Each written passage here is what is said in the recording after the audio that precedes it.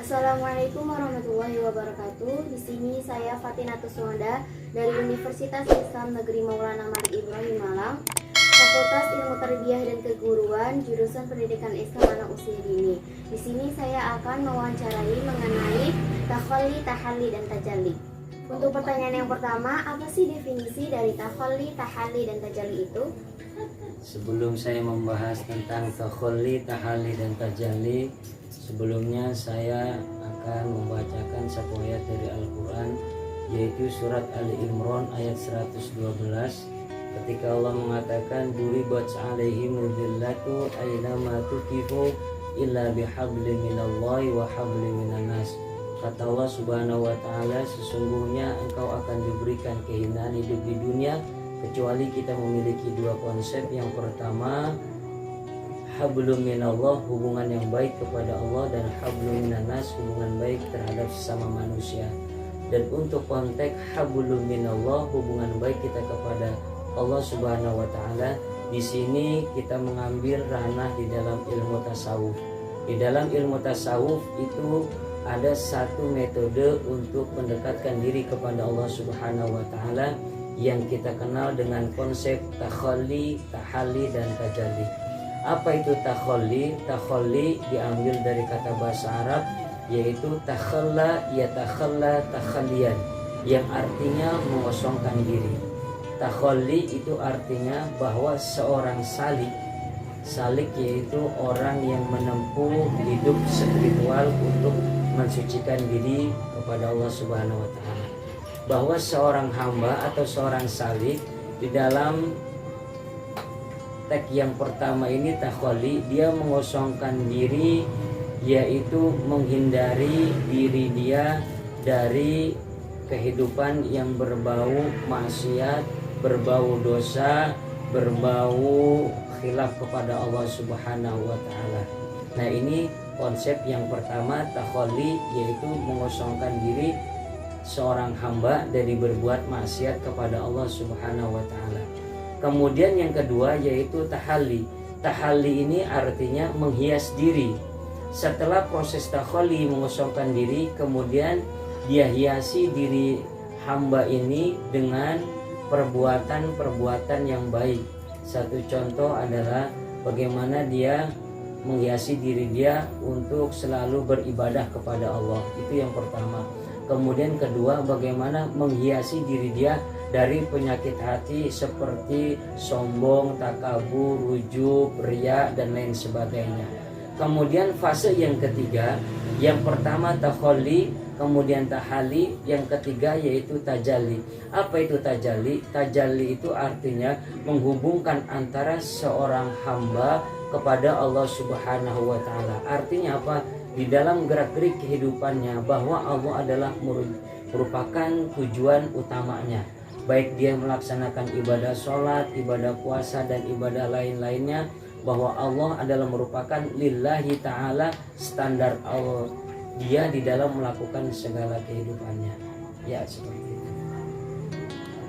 Lalu untuk pertanyaan yang kedua, apa sih implementasi dalam kehidupan sehari-hari kita tentang takhalli, tahalli, dan tajalli itu?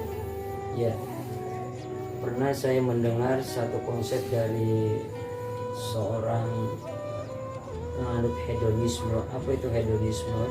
Hedonisme adalah seseorang yang menganut bahwa kehidupan dunia adalah merupakan tujuan utama dia. Ya, ketika dia mengatakan do whatever you wanna do, kerjakan apa yang kau ingin kerjakan, go wherever you wanna go, pergi kemana yang kau ingin tuju, be whatever you wanna be, dan jadilah apa yang kau ingin mau. Nah, konsep hedonisme ini sebenarnya ditantang oleh salah satu dari hadis baginda Rasul ketika mengatakan Isma syi'ta fa innaka mayyitun wa'mal ma syi'ta fa innaka mas'ulun anhu wahbi ma syi'ta fa inna mufariqun bih. Jadi kata baginda Rasul, cintai seseorang yang kamu cintai, maka sesungguhnya engkau akan terpisah. Kemudian lakukan apa yang kau ingin lakukan di dunia ini, maka sesungguhnya engkau akan mendapatkan pertanggungjawaban. Dan yang terakhir kata baginda Rasul, kerjakan apa yang kau ingin kerjakan, bahwa sesuatu yang kita lakukan itu akan dimintai pertanggungjawaban di mahkamah Allah Subhanahu wa taala. Nah, dari konsep ini maka baginda Rasul juga menegaskan i'mal masyita i'mali dunyaka ka'annaka ta'ishu abada wa'mal li akhiratika ka'annaka tamutu ghadan. Nah, bahwa baginda Rasul mengajarkan kerjakan apa yang engkau ingin kerjakan di dunia ini seakan-akan engkau hidup selama-lamanya, dan kerjakan apa yang tujuan akhiratmu fa innaka tamutu ghadan, maka seakan-akan engkau mati esok hari.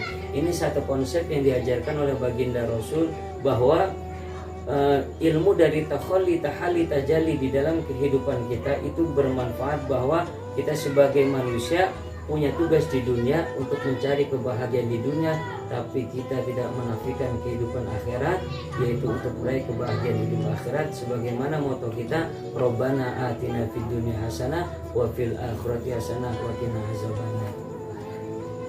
Ya, untuk pertanyaan yang terakhir, apa sih manfaatnya takhalli, tahalli dan tajalli? Ya, untuk manfaatnya di dalam diri kita tentang konsep takhalli, tahalli dan tajalli ini sebagaimana yang diutarakan oleh seorang sufi yang bernama Ibnu Arabi, bahwa konsep takhalli, tahalli, tajalli akan membentuk manusia sebagai insanun kamilun. Apa itu insanun kamilun? Insanun kamilun adalah konsep manusia yang sempurna, dan konsep manusia yang sempurna itu adalah sosok baginda Rasul Shallallahu Alaihi Wasallam. Maka baginda Rasul mengajarkan takhallaku bi akhlaqillah, berakhlaklah engkau dengan akhlak Allah Subhanahu wa taala.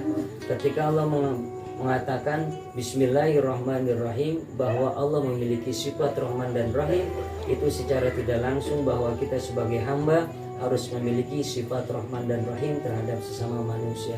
Ketika Allah memiliki sifat al-afu, pemaaf, berarti kita sebagai hambanya harus memiliki sifat saling memaafkan terhadap sesama. Inilah satu konsep takhallaku bi akhlaqillah, bahwa kita berusaha semaksimal mungkin untuk berakhlak sebagaimana akhlak yang telah dicontohkan oleh Allah melalui sosok baginda Rasul Shallallahu Alaihi Wasallam. Yang benar datangnya dari Allah, yang salah datangnya dari kebodohan, khilafan, kejahilan sepribadi. Terima kasih. Alhamdulillah, telah selesainya wawancara pada hari ini bersama dengan Ustadz Zainal Alfian Hasan MA. Terima kasih atas pemaparannya, semoga bermanfaat bagi kita semua. Dan saya mohon maaf apabila ada salah kata. Akhirul kalam, wassalamualaikum warahmatullahi wabarakatuh. Waalaikumsalam warahmatullahi wabarakatuh.